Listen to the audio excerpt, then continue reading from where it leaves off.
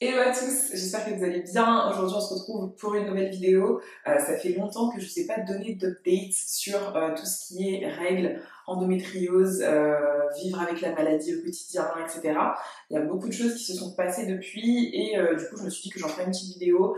Je suis en train de me lancer, on va dire, sur une toute nouvelle étape de ma vie avec l'endométriose et j'avais envie d'un peu documenter ça, aussi bien pour moi, pour regarder plus tard d'où je suis partie et où j'ai réussi plus ou moins à arriver, mais aussi pour toutes celles et ceux qui passent par là et qui ont des envies similaires aux miennes et voir un peu comment ça peut s'agencer. Donc c'est de ça dont on va parler dans cette vidéo et on y va. Ok, j'espère qu'il n'y a pas trop d'écho dans la pièce. Pour commencer, pour toutes celles et ceux qui peut-être arrivent sur ma chaîne sur cette première vidéo, hello, moi c'est Lady, j'ai 25 ans, j'ai été diagnostiquée de l'endométriose à 21 ans, il me semble 20-21 ans. Et puis, suite à ce diagnostic-là, j'ai subi une opération d'endométrioscopie pour retirer des nodules d'endométriose qui se trouvaient sur ma vessie et d'autres adhérences qu'on a trouvées une fois qu'on a ouvert, si je puis dire. Moi je me suis fait opérer parce que ça semblait plus ou moins urgent dans le sens où les nodules étaient placés sur la vessie et ils étaient assez gros. Donc les craintes de mes docteurs à ce moment-là, c'était qu'ils grossissent au point que ils empêchent en fait les tubes qui sortent des reins et qui arrivent à la vessie, enfin qui n'empêchent en fait ce qui s'écoule dans les tubes, donc les déchets là, d'arriver à la vessie. Et donc là, ça aurait été vraiment grave, donc ils ont préféré retirer les nodules qui se trouvaient sur la vessie pour éviter ce cas de figure. Donc c'est pour ça que très rapidement après mon diagnostic officiel, j'ai été opérée. Donc cette opération s'est très bien passée, ils ont pu retirer les nodules, ils ont retiré aussi d'autres adhérences qu'ils avaient trouvées mais qui n'étaient pas forcément visibles sur les scans, ce qui arrive très fréquemment dans les cas d'endométriose.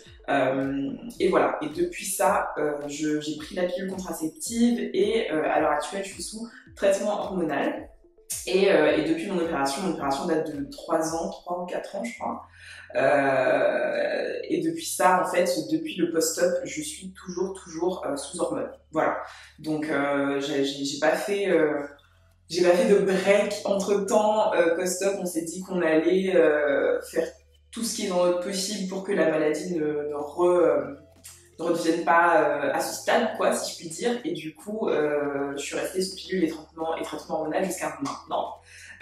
Pour faire aussi un petit backup de ma vie, je prends la pilule depuis mes 13-14 ans, quelque chose comme ça, parce que j'ai toujours eu des douleurs handicapantes au quotidien. Et voilà, je vous laisserai voir ma vidéo qui présente l'endométriose pour savoir un peu d'où tout ça est parti, parce que j'ai pas envie de trop me répéter pour tous ceux qui ont déjà vu. Mais je prends la pilule depuis mes 14 ans environ, j'en ai 25, ça fait plus de 10 ans.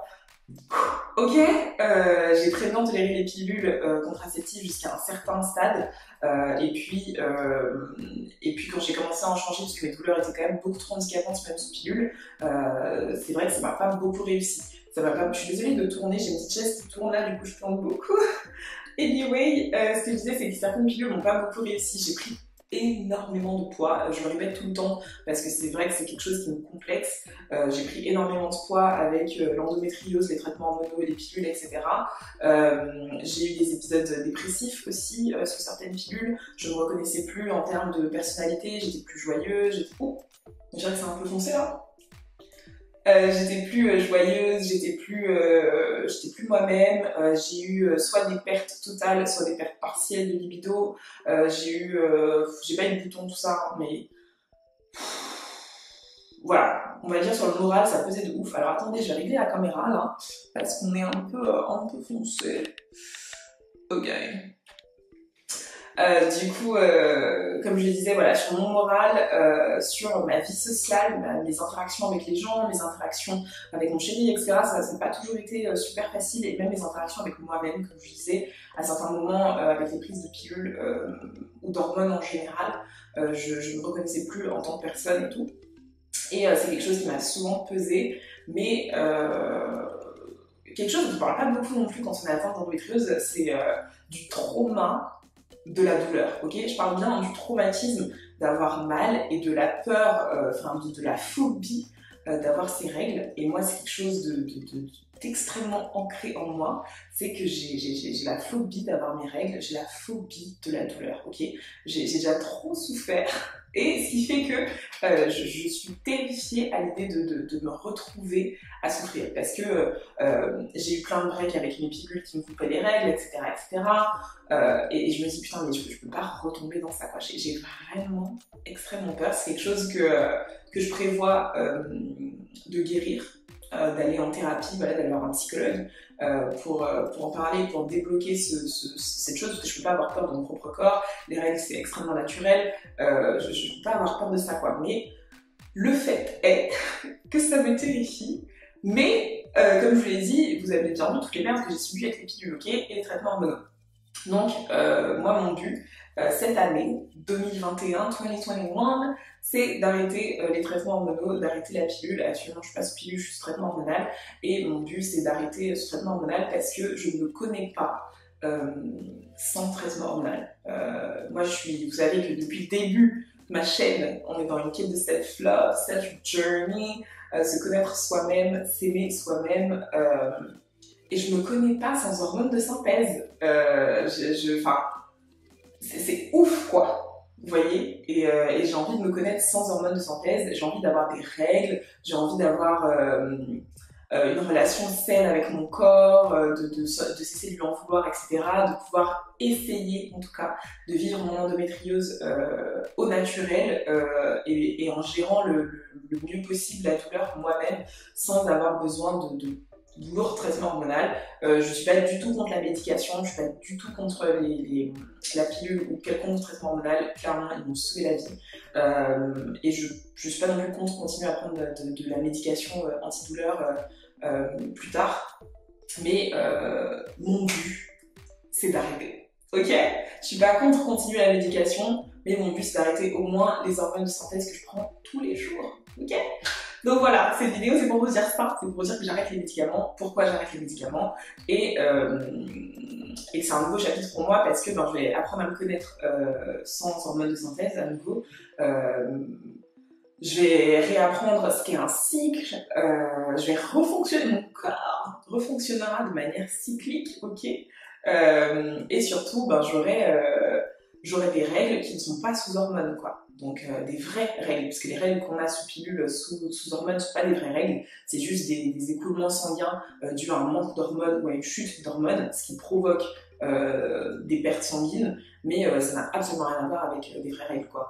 Ce qui fait que qu'on les ait ou pas sous hormones ou sous pilule, ça change pas grand-chose. C'est plus psychologique de se rassurer de voir du sang ou quoi, mais bon, en vrai, c'est pas des vraies règles, hein. Et du coup, là, je me dis, je vais connaître des vraies règles. Et oh, wow, dans ma tête, ça fait... tu vois. Donc, mais je suis enthousiaste. Je suis enthousiaste à l'idée de faire ça, même si je suis terrifiée, je ne vous le cache pas. Mais je suis enthousiaste à l'idée de faire ça. Et comment faire ça? Parce que ça fait 10 minutes que je m'abatte.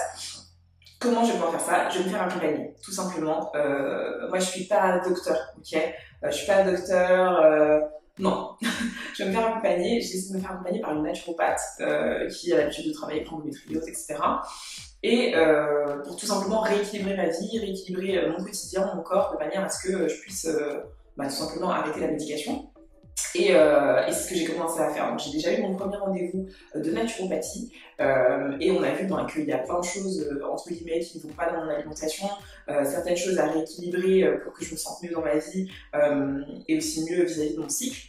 Et c'est ce que j'ai décidé de faire. Donc pour vous citer quelques objectifs de mon alimentation, ça va être de manger 2 fois par semaine du poisson, parce que je n'en consomme pas du tout, parce que j'ai du mal à consommer du poisson en France hexagonale. Pour ceux qui ne savent pas, bien sûr, je viens de la Martinique, hey. Donc j'ai vachement de mal à faire ça, et du coup voilà, ça va être de consommer du poisson. Ça va être de consommer beaucoup plus de légumes verts, j'aime pas ça, je suis gamine, donc voilà. Ça va être de consommer 2 noix du Brésil par jour, parce que j'ai un manque de sélénium, et c'est un très bon apport, donc voilà. Qu'est-ce que j'ai encore? Plus de fibres, parce que j'ai des épisodes entre guillemets de constipation où je suis désolée, hein, on va parler des vrais bails, ok. Donc je ne vais pas assez aux toilettes, il faut aller aux toilettes au moins une fois par jour, en tout cas c'est mon goal, et je le fais pas. Moi j'y vais 2-3 fois par semaine, voilà quoi. Et là c'est pas possible, il va falloir gérer ça, mange des fibres, mange des légumes verts pour que tu y ailles au moins une fois par jour. Et puis elle m'a aussi prescrit des compléments alimentaires à prendre, à prendre tous les jours et à prendre de manière cyclique. Donc au début de mon cycle et à la fin de mon cycle, ce ne sont pas les mêmes compléments alimentaires. Pour l'instant, j'ai pas de cycle, je suis encore sous médication. Je me suis fixé 1 mois et demi de transition pour pouvoir gérer mon alimentation, mon hygiène de vie, recommencer à bouger, faire un peu de sport, m'habituer à manger comme ce qu'elle m'a dit de manger, et ensuite d'arrêter le traitement hormonal. Donc c'est un long processus. Je vais pas détailler quels sont mes traitements, enfin quels sont les compléments alimentaires qu'elle m'a donnés, parce que ça n'a pas de sens, ils ont été personnalisés pour moi. Donc même si je vous dis que je prends de la sauge, ça va pas vous aider vous parce que vous n'avez pas nécessairement les mêmes carences, le même vécu hormonal, la même hygiène de vie. Du coup, je vous invite seulement à aller consulter si vous êtes aussi dans ce cycle où vous avez envie d'arrêter la pilule ou tout simplement de vivre votre endométriose ou un syndrome des ovaires polykystiques, une autre maladie gynécologique de manière plus naturelle, on va dire, plus autonome aussi, avec de l'automédication. Je vous invite à consulter une naturopathe qui pourra vous donner un bilan et vous faire une routine juste pour vous, quoi. Donc je sais que c'est un peu frustrant, voilà, on a envie de savoir ce que X ou Y prend, mais ça ne vous servira pas tant que ça, parce que c'est vraiment...